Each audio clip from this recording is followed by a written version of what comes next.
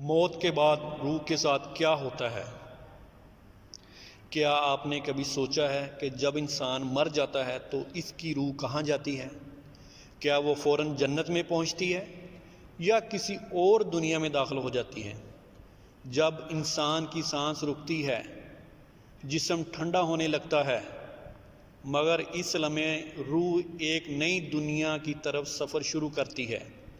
اگر وہ نیک انسان ہو تو فرشتے آتے ہیں، چہرے پر مسکراہٹ کے ساتھ اس کی روح کو لے کے جاتے ہیں، جیسے پانی مشکیزے سے بہہ جائے۔ لیکن اگر وہ گناہ گار ہو تو روح سختی سے کھینچی جاتی ہے، جیسے لوہے کی سیخ گیلی اون سے نکالی جائے۔ فرشتے اس روح کو آسمانوں کی طرف لے جاتے ہیں۔ نیک روح کے لیے دروازے کھل جاتے ہیں اور اس کا نام علین میں درج کیا جاتا ہے۔ گناہ گار روح کو آسمانوں سے دھتکارا جاتا ہے اور سجین میں قید کر دیا جاتا ہے۔ پھر قبر میں روح واپس آ جاتی ہے۔ وہاں سوالات کیے جاتے ہیں۔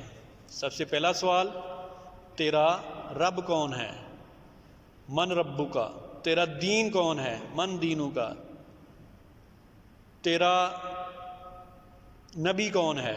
یہ جو سچ بولتا ہے اس کی قبر جنت کے باغوں میں سے ایک باغ بن جاتی ہے۔